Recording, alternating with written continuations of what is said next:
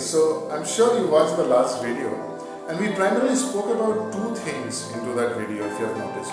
One, what is the current situation that we all are facing courtesy the COVID-19 crisis. Two is what are the industry experts and what are the researchers talking about this situation. Now in this video, we are going to go a little deeper and we are going to understand what is it exactly that we can do about it. So come, let's join. So what are the trends that are emerging now? One of the trends that are emerging is from the medical field. What we are seeing is that 100% of the patients right now are preferring a online consultancy mode. Only post the online consultancy mode is when they are shifting into a face-to-face consulting, and that is just about 7% of the patients who are shifting. Another emerging trend is about the blank employees. They're having to practice more empathy, and the reason is interesting. There are a huge number of customers who are getting into the digital platform for the first time. They're getting frustrated. Hence, they're calling up bank employees who require more empathy today to deal with such customers. Another early indication is about the e-commerce sector. So it has been seen that B category, C category towns in China are shifting more towards the online delivery. And what is interesting here is the fact that people who are 36 and above are showing this trend even more. Early April trends from Europe suggests another interesting phenomenon, which is 13% of consumers would be trying e-tailer sites for the first time in their lives. In India, most of the vulnerable jobs would be from the retail, the hospitality and the food service industry. However, a very good news is Amazon is going to hire 50,000 more employees in India.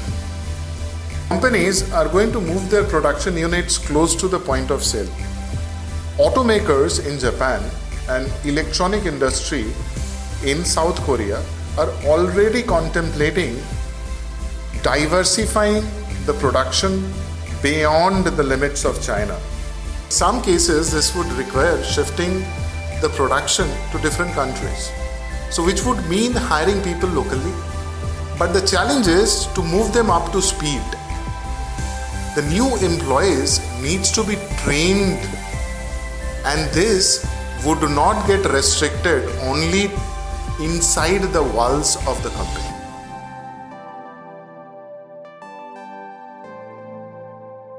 So this is the 6-step model for employee reskilling. What is the step 1? The step 1 is rapidly establish the knowledge and the skill gaps. What does it mean? Your company had a strategy, but it has a completely new strategy right now in line with the new environmental requirements. So which means that it would need new skills and new knowledge gaps. So for example, a lot of your departments would become dominant departments right now.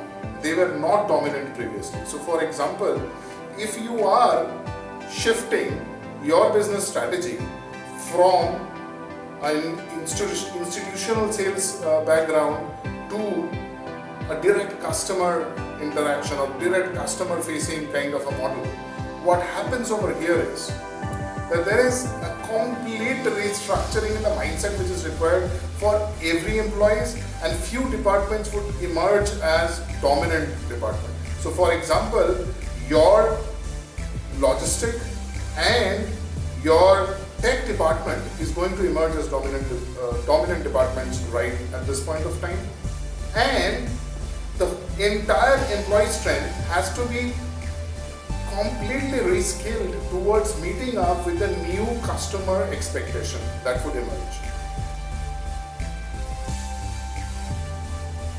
Step number 2 is to build skills that are going to be critical for the success of your new business model. So what you need to do here is to quickly identify employees who are going to be very, very important for your new business environment. Second is to build up no regret skills into them. So what do I mean by no regret skills? There are 4 skills which are going to be utmost importance for them. Number 1 is digital. Number 2 is higher cognitive skills. Number 3 is going to be social and emotional. Number 4 is going to be adaptability and resilience. Third step is about identifying tailor-made solutions that needs to be driven through critical inputs. So there would be critical roles which would emerge, critical departments which would emerge. It is about identifying the skill gaps that are required there and to have a straight away 12 to 18 months plan in identifying the skill gaps and addressing them in a tailor-made fashion. It is dependent on the kind of the new roles that would be emerging.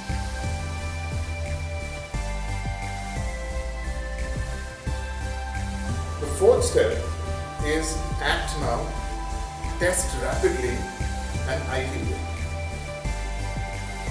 A survey that got conducted found a very interesting thing, which is organizations which had addressed the skill gaps rapidly and have tasted could or were better equipped to handle technological disruptions in the past. And even if the technological disruptions did not ever happen, still the employees felt that they were much more equipped to handle any future technological disruptions. Step number 5. Act like a small company to have bigger impact.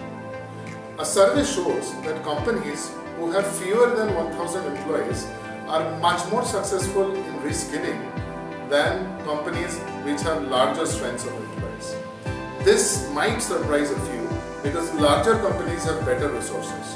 However, the smaller companies can act on agile principles, which means they have fewer layers for approval, they are more ready to fail, they can identify critical mass of people, they can easily identify skill gaps and move ahead.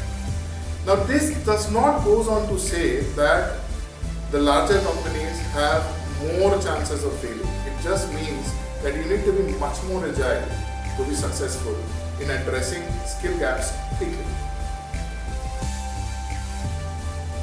Protect your learning budget. That's step number 6. A survey in US of the 2008 recession shows a very interesting trend, which is 2009 and 10, following the recession, a lot of US companies had cut down on their training budgets.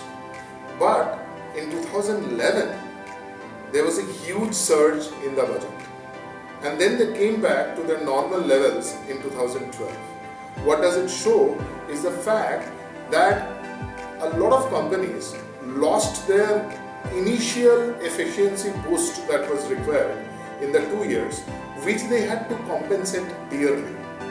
Post-corona epidemic situation would require more upskilling, and hence the loss in the learning initiative might cause detrimental effect to the efficiency.